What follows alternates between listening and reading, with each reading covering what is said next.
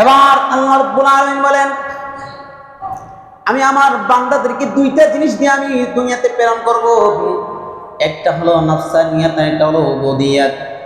ওয়া আম্মা মান খাফা মাকামা রাব্বিহি ওয়া নাহান নাফসা আনিল হাওয়া, যারা আমাকে ভয় করে আমার ইবাদত আমার গোলামি করবে, আমার ইবাদত আমার বন্দেগী করবে, আমার নাফরমানি করবে না, মন চায় যা কিছু তা করবে না, মন চাইলেই কোনো কিছু করবে না, করার ক্ষমতা থাকা সত্ত্বেও কোনো গুনাহের কাজ করবে না, আমার বান্দা আমার গোলামি করবে, আমার ইবাদত করবে, তার টাকা পয়সা হইলে, তার যখন দন্দলত হইবে সাথে সাথে শুকর গুজার করে আমার ইবাদতের কাজে লেগে যাবে।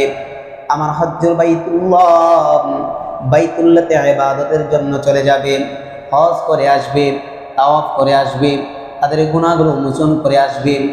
আমার বান্দা যখন আমার গোলামি করবে এবং আমার গোলামি করতে করতে আমার প্রতিটা হুকুম পালন করার কারণে তারা তাদের নিজেদের খায়েশ পূরণ করে নাই, পুরা না করে আমার গোলামি করেছে, আমার গোলামি করার কারণে ওয়াবিশিরু বিল জান্নাতিল্লাতী কুনতুম তুআদুন, আমি আল্লাহ রাব্বুল আলামিন তাদের জন্য সুসংবাদ দিয়ে রেখেছিলাম, ওয়াদা করেছিলাম যে জান্নাতের, সে জান্নাত তাদেরকে আমি দিয়ে দিব, আর যে জান্নাতের মধ্যে তোমরা তাদের গোলাম হয়ে যাবে। দ্বিতীয় আরেকটা পার্সন হলো নফসানিয়াত, যারা নফসের গোলামি করবে, শয়তানের গোলামি করবে, নিজেদের গোলামি করবে, মনে যা চায় তাই করবে। অর্থাৎ তাদের মধ্যে যখন দেখা যাবে গুনাহের লেশ মাত্র বেশি, অতিমাত্রায় নাফরমানি করতেছে, যখন যা চায় তাই করে, মনে যা চায় তাই করে, এই ক্ষমতা তাদেরকে আমি দিয়েছি। এই ক্ষমতা দিয়ে দেওয়ার কারণে তারা মনে যা চায়, কিছু বান্দা আছে মনে যা চায় তাই করবে, মন যেটা করতে চাইছে সেটা করে, না করে ক্ষান্ত হবে না, সেটা করেই ছাড়বে। শুধু তাই নয়, একটা মেয়ের দিকে তাকাইবে, নাটক সিনেমা যখন দেখবে, বিভিন্ন রকমের নাফরমানির মধ্যে লিপ্ত হয়ে যাইব, নাফরমানির মধ্যে লিপ্ত হয়ে যাইব। আর ওই নাফরমানি লিপ্ত হওয়ার কারণে আমি আল্লাহ রাব্বুল আলামিন তাদের জন্য আরেকটা স্তর রেখেছি, সেটা হলো জাহান্নাম। মৃত্যুর পরে যখন তারা ইলাইহি তুরজাউন, আমার কাছে ফিরে আসবে, আমি আল্লাহ রাব্বুল আলামিন ওই নাফরমান বান্দাদের পরিপূর্ণ শাস্তি যে যতটুকু পাওনা তার ততটুকু দিয়ে দিব। নাউজুবিল্লাহ। আল্লাহ রাব্বুল আলামিন বলতেছেন নাফরমানি কিভাবে হয়, মুমিন কাকে বলে, মুমিন কাকে বলে ভালো করে বুঝবেন। রাসূল কারীম সাল্লাল্লাহু আলাইহি সাল্লাম হাদিস শরীফের মধ্যে বলতেছেন, ওয়াইদা সাইয়াতাকা, আল্লাহ আলাইহি সাল্লাম বলেন জাফান্তা মুমিন, দেখবা যখন কোন মুমিন ভালো কাজ করবে, ভালো কাজ করতে তার কাছে ভালো লাগবে, আর যখন আরেকজন ব্যক্তি হলো ফান্তা মুমিন, দেখবা যখন তার কাছে ভালো কাজ করতে ভালো লাগে, সওয়াবের কাজগুলো করতেই ভালো লাগে, ইবাদত করতেই ভালো লাগে, মসজিদে দান করতে, মাদ্রাসায় দান করতে ভালো লাগে, যে কোনো নেক কাজে শরীক থাকতে তার কাছে ভালো লাগে, মনের ভিতরে অন্যরকম একটা আনন্দ চলে আসে, বুঝবা ফান্তা মুমিন, সেও একজন মুমিন।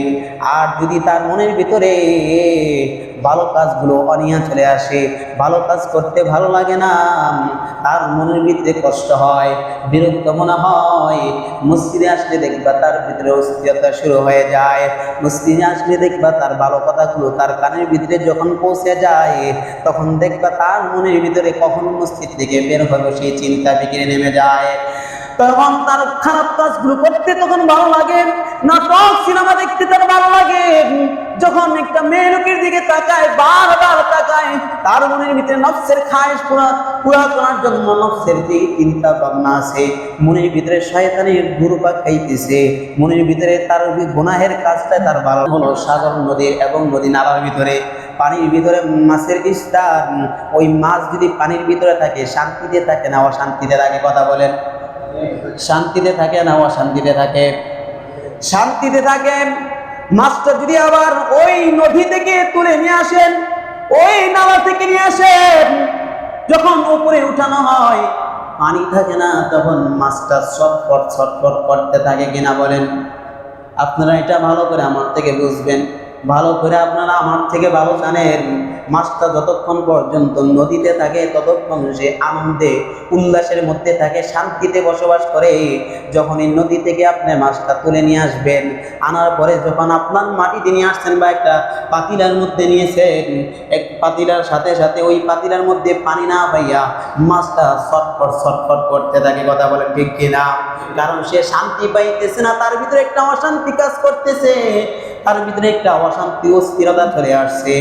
আল্লাহ রাসূল সাল্লাল্লাহু আলাইহি সাল্লাম বলেন, ওই যে দেখো পাখি যেরকম ভাবে তাকে যদি বন্দি করে রাখা হয়, খাঁচার ভিতরে যদি তাকে বন্দি করে রাখা হয়, খাঁচার ভিতরে সে ছটফট করতে থাকে। পাখিটা যখন ওই খাঁচা থেকে ছেড়ে দেওয়া হয়, পাখি তখন স্বাধীন হয়ে যায়। পাখি তার মনের ভিতরে অন্যরকম একটা শান্তি, তার ভিতরে একটা স্বাধীনতা চলে আসে, তার ভিতরে একটা শান্তির ভাব চলে আসে, তার কোনো পেরেশানি অস্থিরতার কাজ করে না। কথা বলেন ঠিক কিনা? মনে রাখবা, মুমিন যারা থাকবে ইবাদতের কাজে তাদের মনের ভিতরে আনন্দ উল্লাস চলে আসবে। যখন মুমিনদের অন্তরের ভিতরে কোরআনের তেলাওয়াত চলে আসবে, তখন তাদের মনের ভিতরে ঈমান বৃদ্ধি পাইতে থাকবে। ওয়াজাদাতহুম ঈমানা, তাদের ঈমান বাড়তে থাকবে। মুমিনের কাজ হলো ইবাদতের মধ্যে বেশি বেশি যত ইবাদত করতে পারবে তার মনের ভিতরে শান্তি লাগবে। দুনিয়াবি সকল ব্যস্ততার পরেও সে ইবাদতের সময় দেওয়ার জন্য ফিকিরে থাকবে। মসজিদে যখন আসবেন ভালো করে বুঝবেন, মসজিদে আসার পরে যখন নামাজের সময় হয়েছে, নামাজ পড়ার জন্য সমস্ত কাজ ফেলে দিয়ে মসজিদের মুহূর্তের মধ্যে চলে আসবে। নামাজ শেষ, আফসোস করতে থাকবে, আমার জীবন থেকে জোহরের নামাজটা চলে গেছে, আমার জীবন থেকে আজ জুমার নামাজটা চলে গেছে, এই নামাজ আর ফিরে আসবে না। আবার আসর নামাজ সময় মতো এসে পড়তে হবে। তার মনের ভিতরে একটা অস্থিরতা কাজ করবে, অপেক্ষায় থাকবে, সামনে আসর নামাজ আছে, আসরের সময় হইতে দেরি, মসজিদে আসতে তার দেরি হবে না। আল্লাহর রাসূল সাল্লাল্লাহু আলাইহি সাল্লাম বলেন, তারা হলো মুমিন। আর ওই মুনাফিক হলো তারা যারা মসজিদে আসবে, আসার সাথে সাথে তাদের ভিতরে অস্থিরতা কাজ শুরু হয়ে যাবে। আমাদের অবস্থা ঠিক এরকম। মসজিদে যখন আমরা আসি, আসার পরে যখন অর্থাৎ মসজিদে আসলে আমাদের কখন মসজিদ থেকে বাইর হয়ে যাব সেই চিন্তায় বিমূঢ় হয়ে যায়, অস্থিরতা শুরু হয়ে যায়, বিরক্ত শুরু হয়ে যায়। কোরআন হাদিসের কথাগুলো শুনলে আমাদের কাছে ভালো লাগে না, বিরক্ত মনে হয়। কেন মনে হয়? ঈমানের ঘাটতি আছে। কথা বলেন ঠিক কিনা? শুধু তাই না, মুসলমান ভাইরা আমার, জুমার দিন কথার কথা, জুমার দিনে যদি 5টা মিনিট দেরি হয় সমালোচনার শেষ নাই। আমাদের মুখে এরকম শব্দ চলে আসে, মসজিদের হুজুরের তো কোনো কাম কাজ নাই, মনে হয় যেমন সকল কাজ কাম কাজ তারই আছে। কথা বলছেননি? মনে হয় এমন ভাবে ভাব নেই, মনে হয় সকল কাজ তার উপরেই। মসজিদে আসলে তার অস্থিরতা শুরু হয়ে যায়। আল্লাহর রাসূল সাল্লাল্লাহু আলাইহি সাল্লাম বলেন, এই লোকটা দেখবেন বাড়িতেও তার কোনো কাজ নাই, অযথা গপ্প গুজব মাইরা সময়গুলো নষ্ট করে বাড়িতে গিয়া, তখন ওই সময়ের জন্য আফসোস হয় না। মসজিদে এসে যতক্ষণ কোরআন হাদিসের আলোচনা শুনেছে, যতক্ষণ পর্যন্ত মসজিদে সময় দিয়েছে, এই সময়ের জন্য যতটুকু সে আফসোস করতে থাকে। কথা বলেন ঠিক কিনা? এবং সে আফসোস করতে থাকে, মনে বুঝতে হবে তার ঈমানে ঘাটতি আছে, ঈমানের দুর্বলতা রয়েছে। আল্লাহর রাসূল সাল্লাল্লাহু আলাইহি সাল্লাম বলেন, ওই লোকটা এরকম অবস্থা। রাসূল সাল্লাল্লাহু আলাইহি সাল্লাম বলেন, ও আমার সাহাবীরা ভালো করে শোনো, আল্লাহ তাআলা ওই দিন হাশরের ময়দানে, ওই দিন হাশরের ময়দানে আরশের নিচে, আরশের ছায়া ছাড়া আর কোনো ছায়া থাকবে না। ওই আরশের নিচে যে সমস্ত লোকেরা ছায়া পাবে, ওই সমস্ত লোকদের মধ্যে 7 শ্রেণীর লোক, 7 ব্যক্তি, তার মধ্যে এক শ্রেণীর দল হলো, এক শ্রেণীর লোক হলো ওয়ারাজুলুন কলবুহু ফিল মাসাজিদ, এক শ্রেণীর ব্যক্তি হলো ওই ব্যক্তি যাদের কলবটা, যাদের দিলটা মসজিদের সাথে সব সময় লেগে থাকবে। অর্থাৎ মসজিদে আসছে, মসজিদ থেকে বের হয়ে দেওয়ার সময় তার আফসোস হয়ে যাবে, আবার যখন সময় পাবে সাথে সাথে মসজিদে সময় দিবে। মসজিদের সাথে এভাবে যার সম্পর্কটা তৈরি হয়ে যাবে, এভাবে যার সম্পর্কটা বৃদ্ধি হয়ে যাবে, তাআল্লুক হয়ে যাবে মসজিদের সাথে। আল্লাহর রাসূল সাল্লাল্লাহু আলাইহি সাল্লাম বলেন, ওই মুমিনের, ওই বান্দার, ওই আমার উম্মতের আল্লাহ তাআলা তাকে এত সম্মান দিবেন, আরশের নিচে তাকে আশ্রয় দান করবেন। সুবহানাল্লাহ।